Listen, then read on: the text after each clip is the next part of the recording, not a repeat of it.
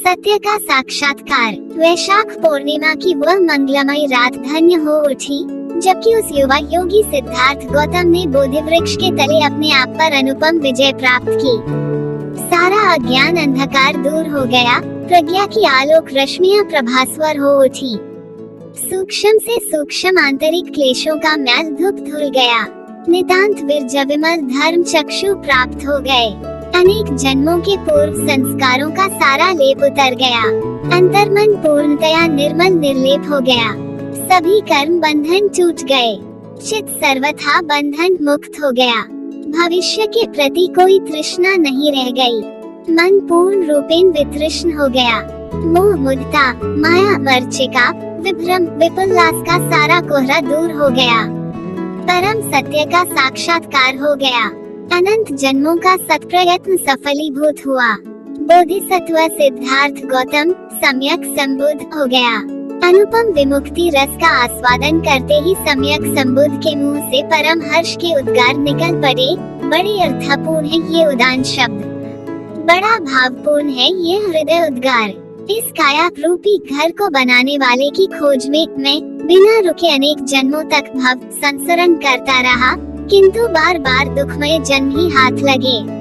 ऐ घर बनाने वाले, अब तू देख लिया गया है, अब फिर तू नया घर नहीं बना सकता। तेरी सारी कड़ियां टूट गई हैं और घर का शिखर भी विशृंखलित हो गया है।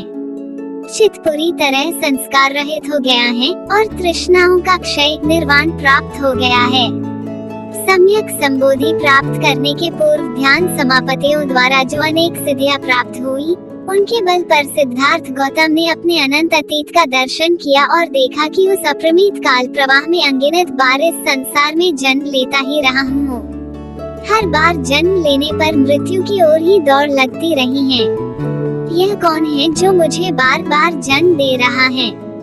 यह कौन है जो हर मृत्यु पर मेरे लिए एक नया जीवन तैयार करता है, एक नया घर बना देता है? इस घर बनाने वाले की खोज में कितने जन्मों में कितना समय बिताया और इस खोज में बार बार दुखमय जन्म ही लेते रहने पड़े।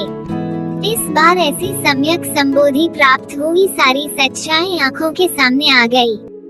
देख लिया उस घर बनाने वाले को। अब वो पुनः घर नहीं बना सकेगा। मेरा घर बनाने के लिए जिन सामग्रियों की आवश्यकता होती है, वे सारी नष्ट भ्रष्ट कर डाली है मैंने। घर बनाने वाला अब किससे घर बना पाएगा? बिखर गई घर की सारी कड़ियां, बिखर गया घर का शिखर स्तंभ। अब कोई आधार नहीं नए घर के बनने का। संस्कारों से पूर्णतया विहीन होकर परम परिशुद्ध हो गया यह चित्त। इस पर लगे हुए अतीत के सारे लेप उतर चुके।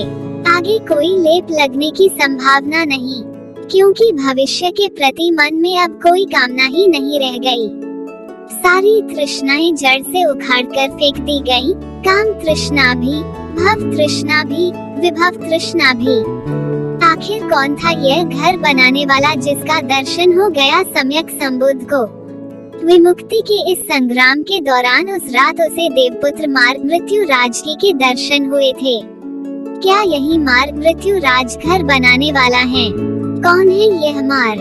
हमारे अंतर्मन में समाये हुए सभी प्रकार के कुत्सित संस्कारों का व्यक्तिकरण ही तो मार्ग है, जो कि बार बार हमारे लिए नया नया घर बनाता रहता है, नए नए जन्म द्वारा नया नया शरीर उत्पन्न करता रहता है। लेकिन अब यह मार्ग मृत्यु राज सर्वथा लाचार हो गया, निहत्था हो गया, निर्बल हो गया। अब यह कैसे घर बना सकेगा भला? घर बनाने की सारी सामग्री यानी सारा पूर्व संचित संस्कार सचमुच ही छिन्न भिन्न हो गया। नया संस्कार बनाने वाली सारी लालसाएं जड़ से उखड़ गई। भूतकाल के संग्रहित संस्कार और भविष्य के प्रति जागने वाली तृष्णाएं ही तो हमारे लिए नए नए भव का कारण बनती हैं। ये दोनों खत्म हो जाएं तो नया भव बनना रुक जाए। आग का जलावन समाप्त हो जाए तो आग अपने आप बुझ जाए। बिना जलावन आग किसको लेकर जले? क्षीण पुराण नवम नथी संभव। पुराना क्षीण हो गया, नया बन नहीं रहा। यही तो विमुक्त अवस्था थी, यही तो सम्यक संबोधि थी उस बोधिसत्व की। यही तो अंधकार पर प्रकाश की विजय थी, मृत पर अमृत की विजय थी, असत पर सत की विजय थी। परंतु सिद्धार्थ गौतम की इस अनुपम उपलब्धि की बात सुनकर हम प्रसन्न विभोर हो उठे और धन्य धन्य कह उठे। तो मात्र इतने से हमारा कोई विशेष लाभ हो जाने वाला नहीं है। हमारा वास्तविक लाभ तो स्वयं बोधि प्राप्त करने में है, स्वयं परम सत्य का साक्षात्कार करके विमुक्त हो जाने में है। अतः सिद्धार्थ गौतम की इस महान आत्मक विजय से हम समुचित प्रेरणा प्राप्त करें और स्वयं भी उस रास्ते चलकर भले थोड़ी बहुत ही सही इसी जीवन में चित्त विमुक्ति प्राप्त करें तो ही हम सच्चे सुख के अधिकारी हो सकते हैं। इसलिए समझें कि सिद्धार्थ गौतम की सम्यक संबोधि क्या थी और कैसे हासिल हुई। यह कोई अलौकिक चमत्कारपूर्ण घटना नहीं थी जो कि किसी अदृश्य सत्ता की अनुकंपा स्वरूप घटी हो। ये तो मनुष्य के अपने ही अथक परिश्रम की श्रेष्ठतम उपलब्धि थी, किन्हीं कमनीय कपोल कल्पनाओं के सहारे प्राप्त हुआ। यह कोई थोथा बुद्धि किलोल नहीं था और न ही किसी प्रकार की अंधभक्ति का निरर्थक भावावेश था। ये तो सम्यक संबोधि थी, परम सत्य का प्रत्यक्ष साक्षात्कार था। इसे प्राप्त करने के लिए मिथ्या कल्पनाओं का सहारा नहीं लिया गया और न ही मिथ्या भावुकता का। मस्तिष्क और हृदय को इन दोनों दूषणों से दूर रखकर ही नितांत निर्मलता प्राप्त की जा सकी। मस्तिष्क ने अपरिमित शुद्ध ज्ञान हासिल किया और हृदय ने भावावेश की मलिनता से विहीन अनंत विशुद्ध मैत्री और करुणा उपलब्ध की। और यह सब स्वावलंबन के बल पर ही किया। पराश्रित होकर कोई स्वतंत्र और स्वाधीन कैसे हो सकता है, विमुक्त कैसे हो सकता है? मनुष्य को अपने भीतर की लड़ाई स्वयं ही लड़नी पड़ती है। अपने दुर्गुणों से और अपनी मिथ्या दृष्टियों से स्वयं ही युद्ध करना पड़ता है। इसी लड़ाई में अज्ञान के घने बादल छिन्न भिन्न होते हैं और उस अंधकार में से सत्य का प्रकाश प्रस्फुटित होने लगता है। सत्य की खोज में लगा हुआ साधक अंतर्मुखी होकर यह जान लेता है कि उसके भीतर ही भीतर क्या कुछ हो रहा है और जो कुछ हो रहा है उसका यह कारण है। वह जान लेता है कि जो कुछ कारणों से हो रहा है उसका निवारण अवश्य किया जा सकता है।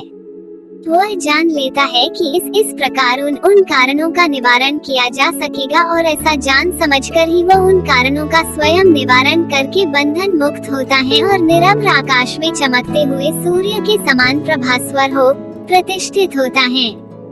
यही सच्ची विमुक्ति है। अनेक जन्मों में और इस अंतिम जन्म में भी अनेक प्रकार की विधियों के अभ्यास में भटकते रहने के बाद उस महामानव ने इसी विमुक्ति के लिए जो सहज सरल तरीका ढूंढ निकाला उसे ही हमारे लिए विरासत के रूप में छोड़ गए। हम उसका सही उपयोग करके वही प्राप्त कर सकते हैं जो उन्होंने प्राप्त किया।